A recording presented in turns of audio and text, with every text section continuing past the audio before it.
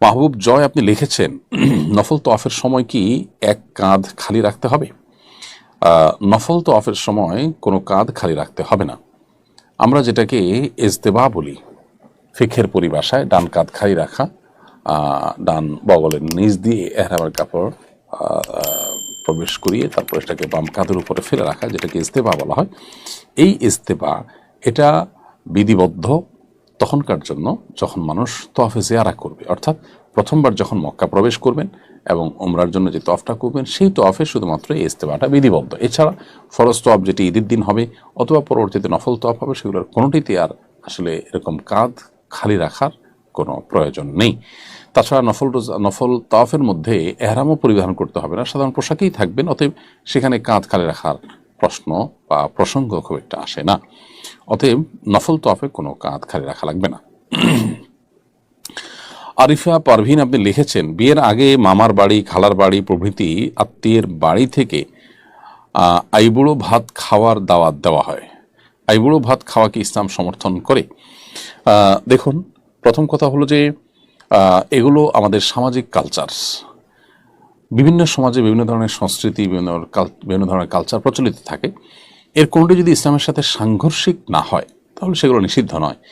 এই আইবুড়ো ভাত খাওয়া বলতে আপনি যা বুঝিয়েছেন সেটাতে খালার বাড়ি বা আত্মীয় স্বজন থেকে এ ধরনের কোনো আয়োজন করা হলে সেগুলোতে যদি শরিয়া বিরোধী কোনো কিছু না থাকে তাহলে সেক্ষেত্রে সেটা মৌলিকভাবে জায়েজ এবং মুবাহ কাজ। কারণ শরীয়ত কোনো অঞ্চলের প্রচলিত কোনো সংস্কৃতিকে নিষেধ করে না যতক্ষণ পর্যন্ত সেটা শরিয়ার সাথে সাংঘর্ষিক না হয়, শরিয়ার মূল প্রিন্সিপালের সাথে সাংঘর্ষিক না হয়।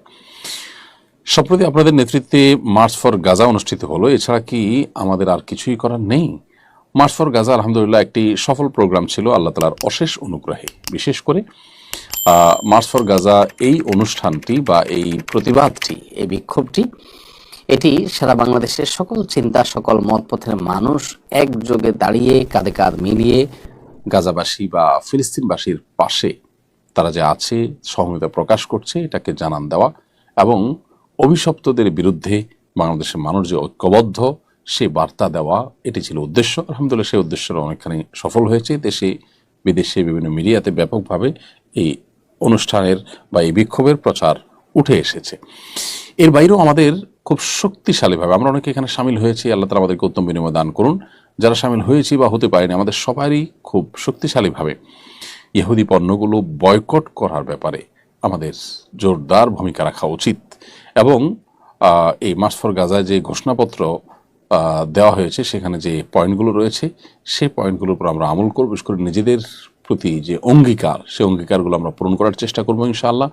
এবং অন্যান্য যে দাবি দাওয়াগুলো আছে আমাদের দেশের সরকারের প্রতি, আন্তর্জাতিক মহলের প্রতি, মুসলিম রাষ্ট্র এবং ওআইসি সহ বিভিন্ন প্রতিষ্ঠানের প্রতি, এগুলো প্রত্যেকটাকে আমাদের বিশেষভাবে গুরুত্বের সাথে বাস্তবায়নের জন্য যার যার জায়গা থেকে চেষ্টা অব্যাহত রাখতে হবে, ফিকির করতে হবে, ভাবতে হবে এবং সিরিয়াসলি অগ্রসর হতে হবে। আল্লাহ তাআলা আমাদেরকে তৌফিক দান করুন। সম্প্রতি কিশোরগঞ্জের কুলিয়ারচরে এক শিশুর পিতা তার সন্তানকে নিয়ে বাড়ি যাওয়ার পথে অতি উৎসাহী জনতা শিশু অপহরণকারী অভিযোগে শিশুটির সামনে লোকটিকে বেধড়ক মেরেছে। পরবর্তীতে প্রমাণিত হয় যে শিশুটি তারই মেয়ে। জনতার অতি উৎসাহের কারণে প্রায় এই ধরনের ঘটনা ঘটে। প্রতিনিধিত্বশীল আলেম হিসাবে বিষয়ে কিছু বলবেন আশা করি। দেখুন, আমরা বরাবরের মতো এখনো বলবো যে আইন হাতে তুলে নেওয়ার এই প্রবণতা এটা সবসময় নিন্দনীয়।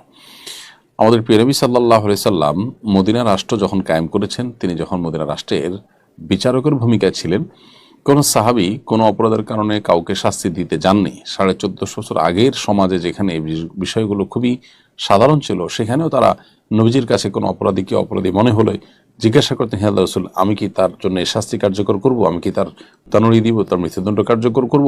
অর্থাৎ নবী সাল্লাল্লাহু আলাইহি ওয়াসাল্লামের কাছে জিজ্ঞাসা করতেন। তার কাছে মনে হয়েছে বিষয়টা প্রমাণিত এবং লোকটা দোষী, তারপর নবীজি সাল্লাল্লাহু আলাইহি ওয়াসাল্লামের পারমিশন অপেক্ষা থাকা, এটা হলো বিচারিকভাবে বিষয়টিকে প্রমাণ হওয়া পর্যন্ত অপেক্ষা করার মতো বিষয়। অতএব এ ধরনের বিষয়ে যদি আমরা আইন হাতে তুলে নেই, আমার যা ভালো মনে হয় সেটাই আমি করা শুরু করে দিই, তাহলে সন্দেহাতীতভাবে সমাজ অস্থিতিশীল হবে এবং এ ধরনের অনাকাঙ্ক্ষিত, অনভিপ্রেত এবং অপ্রত্যাশিত ঘটনা আরও বেশি বেশি ঘটতে থাকবে। বিধায় আমরা এই আইন হাতে তুলে নেওয়ার কালচার থেকে বেরিয়ে আসার চেষ্টা করব এবং এখান থেকে নিজেদেরকে যথাসম্ভব আমরা বিরত রাখার চেষ্টা করব। সেই সাথে আইনের শাসন যত কার্যকরভাবে বাস্তবায়ন হবে তত বেশি মানুষ আইন হাতে তুলে নেওয়ার প্রবণতা থেকে সরে আসবে ইনশাআল্লাহ তাআলা। গত বছর আপনাদের হজ প্রশিক্ষণের জন্য আবেদন করেছিলাম, চূড়ান্ত নিবন্ধন করা ছিল না বলে আমাকে সুযোগ দেওয়া হয়নি। এবছর আমি চূড়ান্ত নিবন্ধন করে হজে যাচ্ছি ইনশাআল্লাহ, কিভাবে সুযোগ পেতে পারি? প্রথম কথা হলো, প্রিয় ভাই, আল্লাহ রাব্বুল আলামিন আপনার হজকে কবুল করে নিন। আপনি হজে যাচ্ছেন শুনে আনন্দিত হলাম। আল্লাহর কাছে আপনার মাবরুর এবং মাকবুল হজ যেন হয় সেজন্য দোয়া করছি। আর দ্বিতীয়ত হলো, হজের এই যে আমল, হজের এই যে ইবাদত, এই ইবাদতটি সুন্দরভাবে সুচারুরূপে করার জন্য আমাদের আসলে প্রশিক্ষণ নেওয়ার কোনো বিকল্প নেই। প্রশিক্ষণ যেন আমরা নিতে পারি ভালো করে, সেজন্য আমাদের উচিত যার যার আশেপাশের প্রশিক্ষণের যে অপশনগুলো আছে সেগুলো গ্রহণ করা। আপনি আমাদের প্রশিক্ষণ অংশগ্রহণ করতে চেয়েছেন, এটার জন্য যেটি করতে হবে তা হলো, আমাদের পেজে ইতিমধ্যে ঘোষণা দেওয়া হয়েছে। হজ প্রশিক্ষণের পরে যে ঘোষণা দেওয়া হয়েছে সেখানে গুগল ফর্মে আবেদন করতে হবে। গুগল ফর্মে কয়েকটি তথ্য দেওয়া হয়েছে, সেই ফর্মের তথ্যগুলো দিয়ে সাবমিট করলে আবেদন হয়ে যাবে। এরপর আপনাকে মোবাইল SMS এর মাধ্যমে নিশ্চিত করা হবে যে হ্যাঁ, আপনার আবেদন গৃহীত হয়েছে এবং আপনি ট্রেনিংয়ের জন্য আসতে পারেন। 1 মেতে ঢাকা কৃষিবিদ ইনস্টিটিউটে এবং চট্টগ্রামে 3রা মে ইঞ্জিনিয়ার্স ইনস্টিটিউশনে আমরা ইনশাআল্লাহ বিইذনিল্লাহ এই ট্রেনিংয়ের অ্যারেঞ্জ করছি, ব্যবস্থা করছি।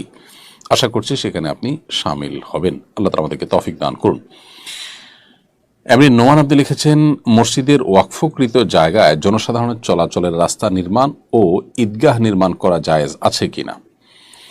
ভাই নোমান, মসজিদে ওয়াকফকৃত জায়গায় এবং সাধারণের জন্য চলাচলের জন্য রাস্তা নির্মাণ করা হয়েছে, সেই রাস্তায় আপনি ঈদগাহ নির্মাণ করতে পারবেন না। মসজিদের জন্য কেউ যদি ওয়াকফ করেন এবং সেটা যদি মসজিদের কোন কাজে ব্যয় হবে সেটা নির্দিষ্ট করে দিয়ে থাকেন, তাহলে যেখানে দিয়েছেন, যে উদ্দেশ্যে দিয়েছেন সেই উদ্দেশ্যে সেটা ব্যয় করতে হবে। মসজিদের জায়গাতে আপনি ঈদগাহ করতে পারবেন না। হ্যাঁ, যদি দান করার সময় এটা মসজিদ, এটা ঈদগাহের জন্য নির্দিষ্ট করে দিয়ে থাকেন ওয়াকফকারী, দানকারী, তাহলে সেক্ষেত্রে সেটা ঈদগাহ হতে পারে। মসজিদের জায়গায় মসজিদের কল্যাণমূলক, যেমন মসজিদের ইমাম সাহেবের ঘর অথবা কোনো ভাড়া দেওয়ার জন্য ভবন বা মসজিদের রিলেটেড যে জিনিসগুলো আছে যেগুলো মসজিদের স্বার্থে ব্যয় হবে, সেরকম কিছু করা যাবে। মসজিদের জায়গায় যেমন মাদ্রাসা নির্মাণ করা যায় না, ঠিক একইভাবে আপনার ঈদগাহ নির্মাণ করা যায় নাই। আর মানুষের চলাচলের রাস্তা, এটা তো রাস্তা হিসাবে নির্মিত, অতএব সেখানে ঈদগাহ বানাতে পারবেন না। প্রত্যেকটা দানের যে উদ্দেশ্য আছে সেই উদ্দেশ্য অনুযায়ী সেটাকে ব্যবহার করতে হবে। তাহমিনা খাতুন আপনি রেখেছেন, আমরা জানি বিয়ের দিন স্বামী আর স্ত্রী একসাথে 2 রাকাত নফল নামাজ পড়তে হয়, এটা কি বাধ্যতামূলক? না পড়লে কি বিয়ের কোনো ত্রুটি হবে? বোন তাহমিনা, বিয়ের দিন বাসর রাতে স্বামী স্ত্রী দুজনে মিলে 2 রাকাত সালাত আদায় করবেন। এটি বিভিন্ন সাহাবীদের আমল থেকে পাওয়া যায়, নবী করিম সাল্লাল্লাহু আলাইহি সাল্লাম থেকে বর্ণিত কোনো হাদিসের আলোকে পাওয়া যায় না। সাহাবীদের আমল থেকে এটি পাওয়া যায় বলে অনেক উলামা একরাম এটিকে মুস্তাহাব বলেছেন। বিধায় বাসর রাতে ওযু থাকলে স্বামী স্ত্রী দুজনেই দাঁড়িয়ে 2 রাকাত সালাত আদায় করে নেবেন, তাদের নিজেদের মধ্যকার কথোপকথনের আগে বা নিজেদের মধ্যকার আলাপচারিতার আগে বাসর রাতকে শুরু করবেন 2 রাকাত সালাতের মধ্য দিয়ে। এটি মুস্তাহাব পর্যায়ের বিষয়, বাধ্যতামূলক তো নয়। অতএব এটি যদি কেউ পড়তে না পারেন, তার বিয়েতে কোনো অসুবিধা হবে না, কোনো গুনাহ হবে না, তবে সুযোগ থাকলে পড়াটা উত্তম।